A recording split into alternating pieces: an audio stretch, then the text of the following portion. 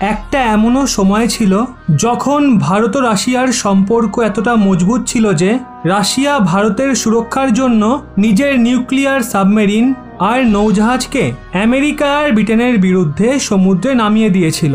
কিন্তু আজকের সময়ে ওই রাশিয়াই ভারতের বিরুদ্ধে লড়ার জন্য পাকিস্তানকে হাতিয়ার সাপ্লাই করতে চলেছে। ওই সময়ে আমাদের ফরেন পলিসি নন অ্যালাইনমেন্ট টাইপের ছিল, কিন্তু এই বিষয়টা কারোর থেকেই লুকানো ছিল না যে ভারত রাশিয়া অর্থাৎ সেই সময়ের সোভিয়েত সংগঠনের দিকে ঝুঁকে থাকত। আর যেহেতু এখনকার জিওপলিটিক্স পুরোপুরি বদলে গেছে আর ভারতের চীনের সঙ্গে টক্কর হচ্ছে, কিন্তু এখনও ভারতের ফরেন পলিসি নন অ্যালাইনমেন্টই রয়েছে। কিন্তু এখন ভারত আমেরিকা আর অন্যান্য ওয়েস্টার্ন কান্ট্রির দিকে ঝুঁকে রয়েছে। কিন্তু সদ্যই যে মেজর ডেভেলপমেন্ট হয়েছে আর এখন যেভাবে রাশিয়া খোলামেলাভাবে বলছে যে সে পাকিস্তানকে হাতিয়ার বিক্রি করা শুরু করবে, সেটা ভারতের জন্য ভীষণই চিন্তার বিষয়। কিন্তু এই সব কিছুর মাঝে হয়রানমূলক ব্যাপারটা হলো ভারতের তরফ থেকে না বিদেশ মন্ত্রণালয়, না ফরেন মিনিস্টার এস জয়শঙ্কর আর না কোনো স্পোক পারসন, কেউই এই বিষয়টা নিয়ে রাশিয়ার বিরুদ্ধে একটা কথাও বলেনি, এই বিষয়ে কোনো স্টেটমেন্ট দেয়নি আর না তো কোনো হতাশা প্রকাশ করেছে।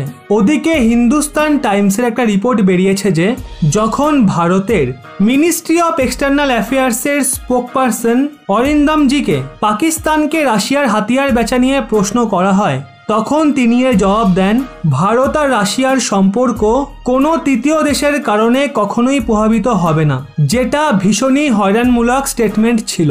কারণ এখানে ওই তৃতীয় দেশ অন্য কেউ নয় বরং পাকিস্তান। আর রাশিয়া পাকিস্তানের সঙ্গে আর্ম ট্রেড সম্বন্ধ নয় বরং সৈন্য সম্বন্ধ স্থাপন করে হাতিয়ার বেচতে যাচ্ছে। এর জন্য ভারতের বিদেশ মন্ত্রণালয়ের স্পোক পারসনের স্টেটমেন্ট এমন ছিল যে যেন পাকিস্তানকে হাতিয়ার বেচায় ভারতের কোনো যায়ই আসে না। তো এর ওপর বিরোধিতা জানানো তো অনেক দূরের কথা, কিন্তু ভারত সরকার উল্টে এমন এক সিদ্ধান্ত নিতে চলেছে যেটা আরও একটা বড় ভুল প্রমাণিত হতে পারে। আসলে economic Times, Hindustan Times, NDTV এবং আরও বড় বড় মিডিয়া হাউসের তরফ থেকে এই মিডিয়া রিপোর্ট সামনে বেরিয়ে আসছে যে ভারতের সেন্ট্রাল ড্রাগ স্ট্যান্ডার্ড কন্ট্রোল অর্গানাইজেশনের সাবজেক্ট এক্সপার্ট কমিটি রাশিয়ার কোভিড-19 ভ্যাকসিন ভারতে এমার্জেন্সি ইউজের জন্য রেকমেন্ডেশন পাঠিয়ে দিয়েছে, যার পর এখন অনুমান করা হচ্ছে যে খুব শীঘ্রই ভারতের drugs control general of India এর পাবলিক ইউজের জন্য অ্যাপ্রুভাল দিতে পারে। আর এটা ভারতের তরফ থেকে ভীষণই বড় পদক্ষেপ, কারণ আজকের সময়ে যখন ভ্যাকসিন ডিপ্লোমেসির এতটা মাহাত্ম্য রয়েছে, তখন ভারত রাশিয়ার ভ্যাকসিনকে অ্যাপ্রুভাল দিতে চলেছে। যেখানে অন্যদিকে রাশিয়া কখনো পাকিস্তানকে হাতিয়ার বেচার কথা বলছে, তো আবার কখনো আফগানিস্তানের পিস টকে ভারতকে সামিল করছে না, তো আবার কখনো কোয়াডকে নিয়ে ভারতকে ঘেরার চেষ্টা করছে। অবশ্য ভারতের প্রধানমন্ত্রী নরেন্দ্র মোদিজিও রাশিয়ান ফরেন মিনিস্টার সার্গেই লাভারোর সঙ্গে না দেখা করে আর ইন্ডো রাশিয়ান অ্যানুয়াল সামিটকে পোস্টপোন করে রাশিয়াকে একটা স্ট্রং মেসেজ পাঠানোর চেষ্টা করে। কিন্তু এই সব কিছুই অনেক কম।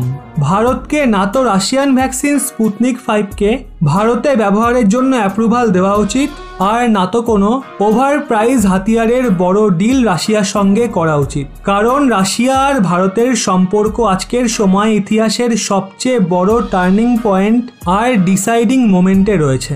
আর যেই হিসাবে রাশিয়া আজকের সময়ে চায়না আর পাকিস্তানের সঙ্গে ইনভলভ হচ্ছে, সেটা দেখে তো এটাই মনে হচ্ছে যে ভারত যত ইচ্ছা রাশিয়াকে ফেভার করুক, যত বড় বড়ই ওপেন ডিল করুক বা কোনো ট্রেড ডিল সাইন করুক, কিন্তু রাশিয়া আর পেছন ঘুরে দেখবে না। এর জন্য ভারত সরকারকেও আজকের রাশিয়া আর তখনকার সোভিয়েত সংগঠনের রাশিয়ার মধ্যে এতটা পরিবর্তন দেখে রাশিয়ার সাথে ভীষণ মেপে মেপে পা ফেলা উচিত। অবশ্য আপনার কি মনে হয়, রাশিয়ার পাকিস্তানকে হাতিয়ার বেচার ঘোষণার পর ভারতের দুজনের মধ্যে কোন দেশের সঙ্গে যাওয়া উচিত, আমেরিকা নাকি রাশিয়া? অবশ্যই নিচে কমেন্টে জানান। ভিডিওটি ভালো লেগে থাকলে অবশ্যই একটি লাইক করে প্রত্যেককে শেয়ার করে দিন। আর এরকমই ব্যাক টু ব্যাক আপডেট পেতে রহস্য বাংলা এই চ্যানেলটি সাবস্ক্রাইব করে পাশের বেল আইকনটি অল করে রাখুন।